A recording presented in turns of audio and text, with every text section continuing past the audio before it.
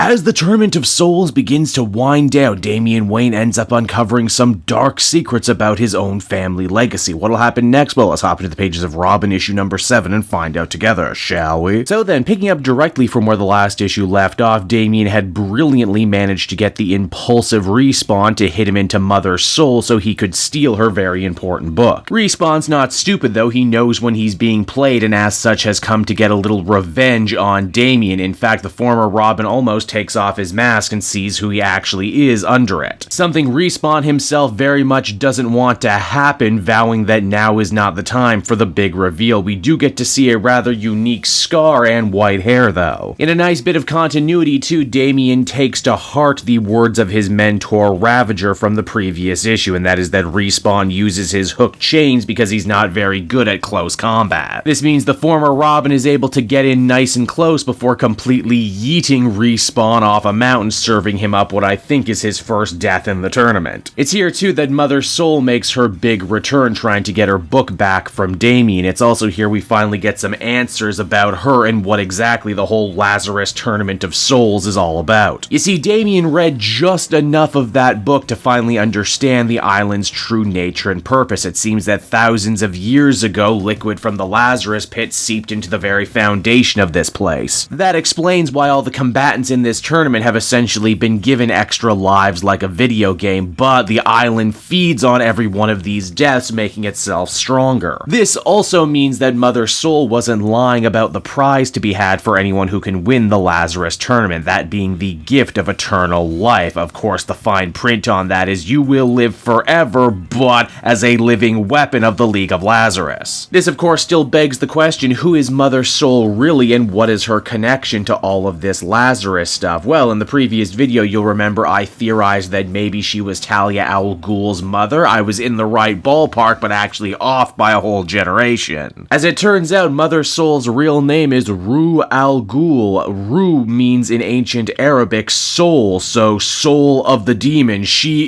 is Rachelle Ghul's mother, which would also make her Talia al Ghul's grandmother and Damian's great-grandmother. And yes, all of these events were kicked off when Ru here tried to kill Talia, so there's clearly no love loss in this dysfunctional family. Damian desperately tries to get back to the finals of the tournament to share his great revelation with his friends and allies. Unfortunately, a lot of them have started to drop like flies, and the bloodlust has taken over. Mother Soul and the League of Lazarus end up holding back an angry Respawn, meaning the final four of the tournament is Ravager versus Connor Hawk and Damian versus his newest crush, Flatline. Damian desperately tries to get Flatline on his side, but it's clear that she's much more interested in this tournament. After all, her mentor Deathman had sent her to fight in this battle for a reason, to learn as much as she could. And while she certainly likes Damian too in her own way, that's not going to be enough to stop her from fighting this fight to the very bitter end, and considering she killed Damian back in issue 1, the odds are certainly on her side. Once Damian realizes that there will be no reasoning with Flatline, he's forced to fight and give it his all, again showing in classic sports movie fashion just how far he's come and all the new strategies he's gained. Ultimately, Damian is victorious and he's able to slay Flatline, but he doesn't feel good about it. In fact, we've seen Damian have a real back and forth relationship when it comes to death, but this is the first time I think I've seen him feel really instantly bad about taking a life. Why, even the not quite seen ghost of Alfred puts a hand on his shoulder during this tough time. With that done, the finals of the tournament are finally set. It's going to be Robin versus Connor Hawk, winner take all, in the final part of this blood feud. And so that was Robin issue number 7, everybody, and once again I am truly impressed to see how much great material Joshua Williamson is able to wring out of such a simple concept as Damian goes to a fighting tournament. I certainly feel like I called the Mother Soul reveal, but I don't hate it either. Again, Damian finding even more ways in which his family is totally messed up is pretty much tradition at this point. I think the quote-unquote death of Flatline is also excellently handled too. Again, Damian is a character who has killed willy-nilly before in the past, but I don't think ever really truly grasped why it was wrong. To think he had to join a crazy anime-style kung fu tournament to actually come to terms with the sanctity of life. Go figure, am I right? Overall, I'd feel comfortable giving this one an 8 out of 10. Robin continues to be one of the most surprising books on the DC shelf right now.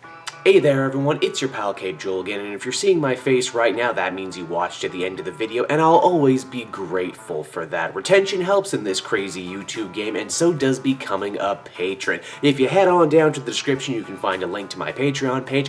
Recently just redid all the tiers, a lot of cool stuff offering up there, exclusive commentaries, exclusive polls, behind the scenes concept art for Capes and Quests. That's the brand new D&D show I've started soon. Never been a better time to become a patron. You can become a patron for as little as $1 a month and help the channel grow and, help me continue to deliver content like what you just saw. So I want to thank you all, and I will see you again next time. Bye-bye.